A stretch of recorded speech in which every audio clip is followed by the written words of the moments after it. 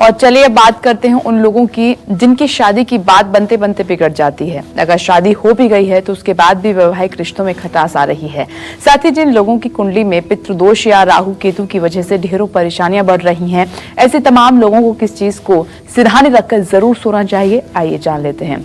पंडित जी, इन तमाम परेशानियों से लोग घिरे हुए हैं, तो फिर उनको अपने पास या सिर के पास क्या रखकर सोना चाहिए ताकि इन दिक्कतें ये खत्म हो जाए उनके जीवन से, चाहे वो पितृदोष का मामला हो, राहु केतु से अगर प्रभावित है या फिर शादी ठीक नहीं चल रही है? देखो, समस्या चाहे जिस प्रकार की हो, जब तक हम स्वयं कर्ता बन करके जीवन जीते हैं तब तक ये परेशानियां चक्रव्यूह की तरह हमारे चारों तरफ घूमती हैं। जिस दिन हम निमित्त बन के जीवन जीना शुरू करते हैं कि हम कुछ नहीं हैं, हम तो एक निमित्त मात्र हैं, हम तो एक रोबोट हैं, हमें चलाने वाला प्रभु है, हम तो वैसे ही चल रहे हैं जैसा प्रभु चला रहा है, हम कर्म करने के लिए पैदा हुए हैं, कर्म करेंगे, परिणाम की हमें चिंता नहीं। तो इस तरह से अगर जीवन जिया जाए तब तो उत्तम ही है। लेकिन अगर इस तरह से जीवन न जिया जाए और बार बार आपके सामाजिक संबंध, वैवाहिक संबंध टूट रहे हैं, वैवाहिक जीवन ठीक नहीं है, शादी में कई तरह की परेशानियां आ रही हैं, तो अपने सिरहाने आपको पीले कपड़े में थोड़ी सी सौंफ बांध करके सोना चाहिए। और अगर पितरदोष है या फिर राहु केतु ने जीवन में परेशानियां बढ़ा दी हैं, राहु धनु राशि में है, केतु मिथुन राशि में है, ये पंचम एकादश में है, संतान को लेकर आप परेशान हैं, आय स्रोत को लेकर आप परेशान हैं, तो रात में अपने सिरहाने थोड़ा सा बाजरा रख लीजिएगा और सुबह उसे पंछियों में कबूतर को डाल दीजिएगा। इसी तरह से पितरों की शांति के लिए रात में अपने सिरहाने थोड़ा सा जौ रख करके सोइएगा और सुबह उसे पंछियों में डाल दीजिएगा। ये सब ऐसे उपाय हैं जो छोटे छोटे उपाय हैं और ये पितर दोष के लिए अत्यंत लाभकारी हैं। लेकिन जिनके पूर्वज, जिनके पितर किसी दुर्घटना में मृत्यु को प्राप्त हुए हैं, दुर्घटना में मृत्यु हुई है, तब उनके लिए शायद ये उपाय इतना लाभकारी नहीं होगा। उनके लिए तो फिर नारायण बलि करवानी चाहिए, त्रिपिंडी श्राद्ध करवाना चाहिए, हरिद्वार या कुरुक्षेत्र में जाकर के स्नान करके वहां पिंडदान के कार्यक्रम संपन्न करना चाहिए। और आइए आगे बढ़ेंगे, बात करेंगे तुला राशि की। तुला राशि वालों की नींद कैसी होती है और इनकी नींद इनके फ्यूचर पर क्या असर डालती है, आइए देख लेते हैं।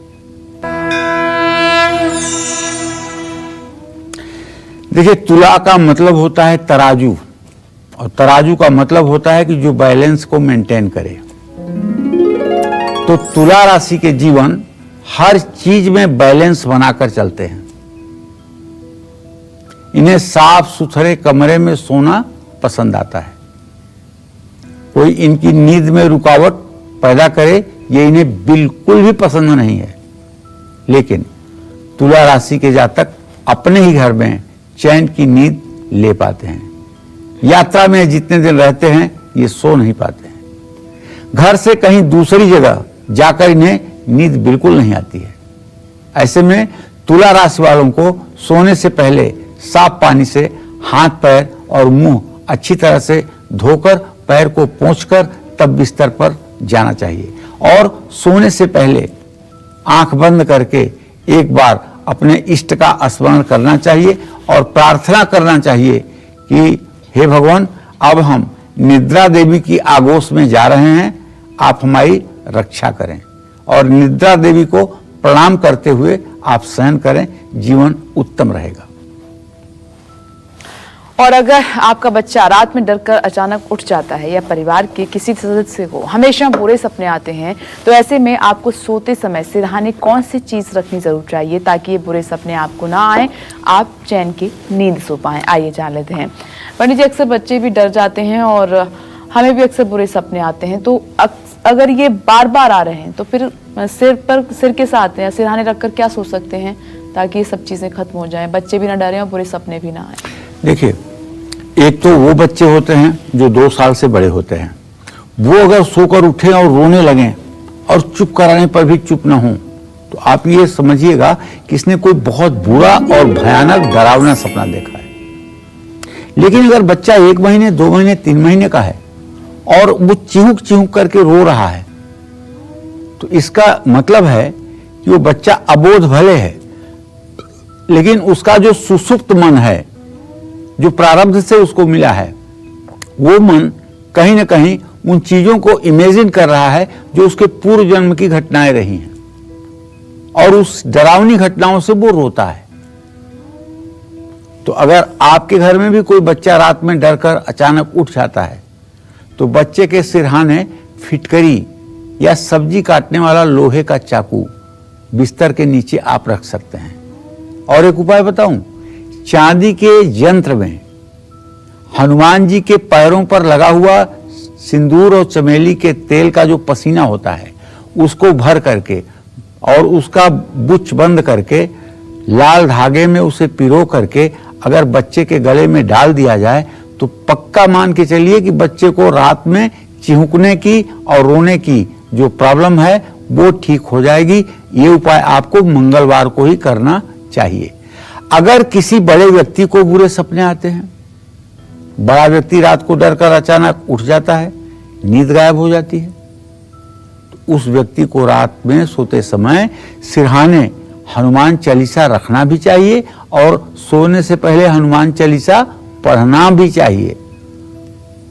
ये नियम हनुमान जी का जो स्मरण है, ये आपको भूत प्रेतादिक तमाम प्रकार के कष्टों से निजात दिलाता है और हनुमान जी आपकी सुरक्षा भी करते हैं। और आइए बात करेंगे वृश्चिक राशि की। वृश्चिक राशि वालों की नींद कैसी होती है और इनकी नींद इनके फ्यूचर पर क्या असर डालती है, आइए जानते हैं। देखिए, वृश्चिक राशि का स्वामी मंगल है। ये लोग बहुत मूडी होते हैं और एक बात कॉमन हमने देखी है वृश्चिक राशि के जातकों में, वो बात ये कि अगर सच्चा वृश्चिक राशि का जातक होगा तो उसका डाइजेशन ठीक नहीं होगा। महीने में 2-4 दिन ऐसे होंगे जब उसको भोजन अपच हो जाएगा। अब पूछिए क्यों? इसलिए कि जब वृश्चिक राशि में चंद्रमा बैठेगा तो अग्नि तत्व की राशि है वृश्चिक और चंद्रमा जल तत्व का स्वामी है, तो चंद्रमा अपनी नीच राशि में हो जाएगा और जब नीच राशि में हो जाएगा तो जठराग्नि बुझ जाएगी। जब जठराग्नि मंद पड़ जाएगी तो अन्न जो भी जाएगा आमाशय में वो जैसा का तैसा रखा रहेगा, तो डाइजेशन ठीक होगा नहीं, और डाइजेशन ठीक नहीं होगा तो नींद आएगी, आलस्य बढ़ेगा। तो कहने का मतलब यह है कि वृश्चिक राशि के जातकों को भी चाहिए कि ये लोग अगर सूर्य की उपासना करें और सूर्य का ध्यान अपने दाहिनी आंख के ऊपर करें तो निश्चित रूप से जीवन बदल सकता है। वृश्चिक राशि के जातक ज्यादातर देर से सोते हैं और कुछ न कुछ इनके दिमाग में हमेशा चलता रहता है। देर से सोने की वजह से इन्हें कोई बीमारी सता सकती है, इसलिए हर रोज इन्हें मेडिटेशन करना चाहिए। मेडिटेशन करने से वृश्चिक राशि वालों को नींद भी अच्छी आएगी, सेहत भी अच्छी रहेगी। जय मां विंध्यवासिनी। और बीमारी, डिप्रेशन की समस्या से पार पाने के लिए और लड़ाई झगड़ों से बचने के लिए अपने सिरहाने क्या रखकर सोएं, आइए जान लेते हैं पंडित जी से। पंडित जी बताइए। देखिए, बीमारियों से मुक्ति पाना है, लंबी आयु चाहते हैं, तो हर रोज अपने सिरहाने बादाम रख करके सोना चाहिए और उसे सुबह मंदिर में दान कर देना चाहिए। कम से कम 12 पीस बादाम तो जरूर रखें। ज्यादा रख सकते हैं अति उत्तम, नहीं तो 12 पीस बहुत हो गया। और 40 दिन ये नियम कर देने के बाद आपकी जिंदगी लाइन लेंथ पर आ जाएगी। जिन लोगों को तनाव और डिप्रेशन की समस्या है, वो लोग रात में अपने सिरहाने कच्चा दूध या पानी रख करके सोएं और सुबह उसे कीकर के पेड़ की जड़ में डाल दें। और जिन लोगों के घर में बहुत झगड़े होते हैं, वो लोग हर रोज अपने सिरहाने चांदी के बर्तन में चांदी का चौकोर टुकड़ा डालकर गंगा जल से उसे भरकर रख दें।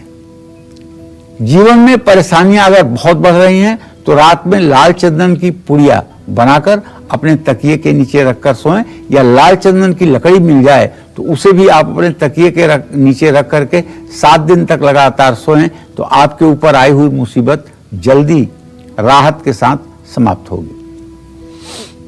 और आइए बात कर लेते हैं धनुराशि की कि धनुराशि वालों की नींद कैसी होती है और इस नींद का फ्यूचर पर इनके क्या असर होता है, आइए जानते हैं। देखिए, धनु राशि के जातक हमेशा यात्रा करने के बारे में सोचते रहते हैं। स्वास्थ्य न भी ठीक हो तो भी इन्हें यात्रा करने में मजा आता है। धनु राशि वाले कम समय के लिए सोते हैं। कम समय के लिए सोने से धनु राशि के जातक कभी कभी चिड़चिड़े और गुस्सैल हो जाते हैं। नींद ना पूरी होने से इनकी सेहत पर बुरा असर पड़ता है, लेकिन जब भी ये सोते हैं तो गहरी नींद में सोते हैं। ऐसे लोगों को हर परिस्थिति में नींद आ सकती है। सुकून की नींद के लिए धनु राशि के जातकों को सोने से पहले 10 से 15 मिनट की सैर जरूर करनी चाहिए, वो भी रात में भोजन करने के बाद। जय मां विंध्यवासिनी। नमस्कार, मैं हूं मानक गुप्ता। अगर आपको हमारा ये वीडियो पसंद आया हो तो इसे लाइक और शेयर जरूर करें, और हां, हमें सब्सक्राइब और फॉलो करना ना भूलें ताकि आप देश और दुनिया की कोई खबर मिस ना करें। तो जुड़े रहिए हमारे साथ और देखते रहिए News 24।